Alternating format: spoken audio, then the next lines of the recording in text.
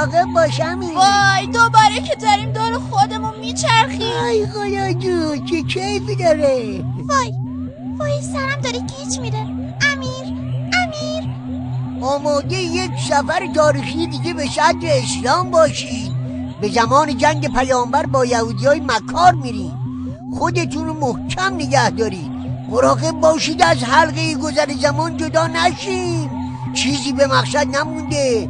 خوبه خیلی خوبه. خودتون رو محکم نگه دارید.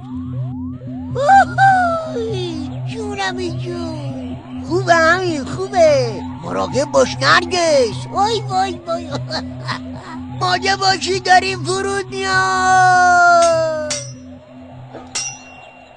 دستم ملاجم. تو کجا هستی؟ نمیدونم فکر میکنم یه جای اشتباه فرود اومدیم. باید راه اصلی رو پیدا کنیم. های ملاجم حالا چجوری برگردیم؟ های شماها در ساحت مقدس پادشاه چه میکنید؟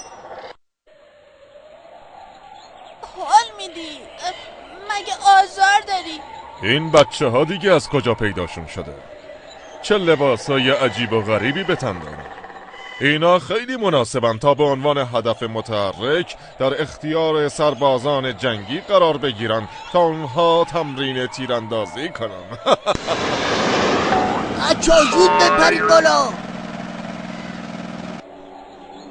حالا باید جهتیاب رو تنظیم کنیم که دیگه اشتباه نریم.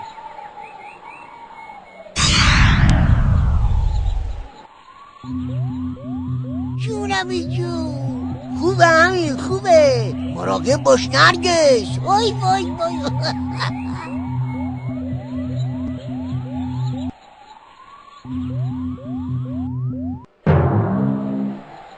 ما الان کجا هستیم بابا تاریخ؟ ما در مسیر حرکت پیامبر اکرم صلوات الله علیه به سوی خیبر هستیم. خیبر؟ نگاه کنید اینجا سرای مختلفه که پیامبر از هیچ کدوم از اونا برای رفتن به خیبر استفاده نمیکنه. پیامبر حتما از این راه میرن. باریکلا. و این راه اسمش مرحبه. های شماها اینجا چه میکنید؟ به کمک احتیاج دارین ها؟ با من بیاین تا. ما به کمک تو هیچ نیازی نداریم. خیال کردید میخواستم کمکتان کنم؟ اشتباه کردید. میخواهیم شما را برای بردگی به قلعه خود ببرم. قلعه؟ کدوم قلعه؟ من مرحب هستم، قهرمان یهود و صاحب یکی از قلعه های یهود. وای خدای من باز اشتباه کردم. این دفعه هم نتونستم امیر و نرگس با خودم ببرم. عیبی نداره به موقع به کمک اونا میرم. حالا باید فرار کنم. الفرار. بابا تاریخ پس ما چی؟ همین چی کار کنیم؟ حال شما در دستان مرحب هستید و دیگر یکی از بردگان ما. حال برای خدمت در قلعه آماده شین کوچولوها. من میدونم که شما جاسوس های محمد هستید تا از قلعه های یهود برای او خبر ببرید. حال خوب بنگرید قدرت یهود و این قلعه های محکم. این قلعه های امن برای حفاظت از قوم یهود ساخته شدند و هیچ کس راهی برای ورود به این قلعه های هفتگانه را ندارد و در آن بیش از 15,000 یهودی در امان هستند و این هم یکی دیگر از آن قلعه های محکم.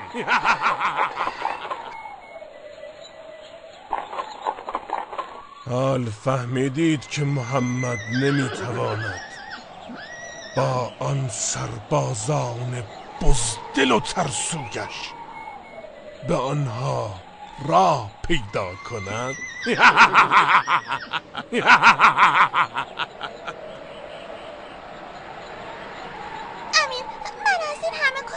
خسته شدم، دیگه طاقت ندارم. اینا همش تقصیر اون بابا تاریخ ترسوه که ما رو اونجا تنها گذاشته رفت. سلام عسل، تو کجا بودی؟ سلام، من خیلی دنبال تو گشتم. سلام عسل، ببینم از بابا تاریخ خبری نداری؟ خبری از اون ندارم. فکر میکنم داره جنگ سپاه رسول خدا صلی الله با یهود شروع میشه. من میرم نزدیکتر تا ببینم چه خبره. فکر میکنی سپاه رسول خدا از پس سپاه قدرتمند و قلعه های یهود برمیاد؟ پیامبر در منطقه به نام رجیع اردو زد. بعد از اون رسول خدا لشکر جابجا کرد و پشت قلعه های خیبر ایستاد. خب بعدش چی شد؟ پیامبر ابتدا پرچم اسلام به 2 تا از اصحاب دادن، ولی هر دوی اونا شکست خورده برگشتن. پیامبر خدا از این بی‌عرضگی این 2 تا فرمانده خیلی ناراحت بود. فکر میکنم مثل تمام جنگ‌های پیامبر گره کار فقط به دست قهرمان عرب یعنی حضرت علی باز میشه. باریکلا نرگس، درست گفتی. پیامبر فرمود فردا پرچم رو به دستی کسی میدم که فرار نمیکنه و خدا و رسولش رو دوست داره و خدا و رسولم اونو دوست دارن. بله، بر نمیگرده تا اینکه قلعه های یهود به دست اون فتح بشه.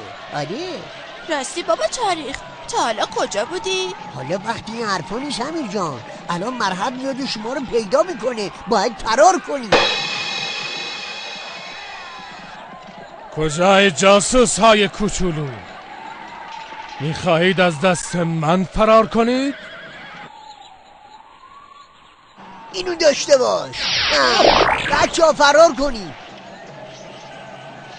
ما که بقیه جنگ رو ندیدیم بابا تاریخ. الان وقتی این حرفا نیست. فعلا باید از دست این گردن کلوف نجات پیدا کنیم. بعدا کل داستان رو براتون تعریف میکنم. فردای آن روز پیامبر فرمودن علی کجاست؟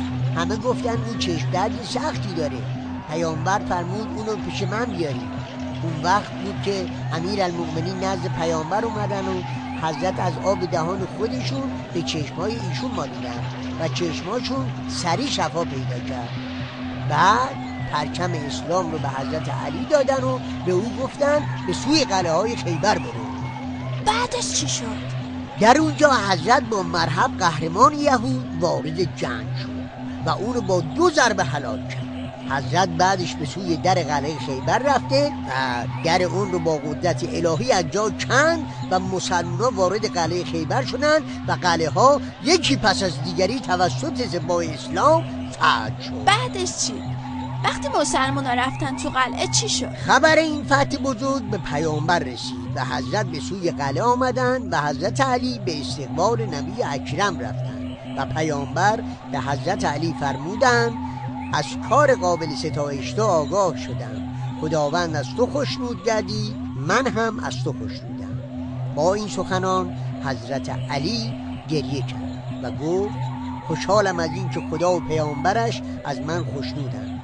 بعدش حضرت رسول بالهای رحمتشونو بر مردم آن دیار گشود و اجازه داد یهودیان در خونه‌های خودشون بمونن، به شرطی که نیمی از درآمد زمین‌ها و نخل‌های خودشونو به مسلمان‌ها بپردازن و در انتخاب دین خود نیز آزاد باشن. کجا داره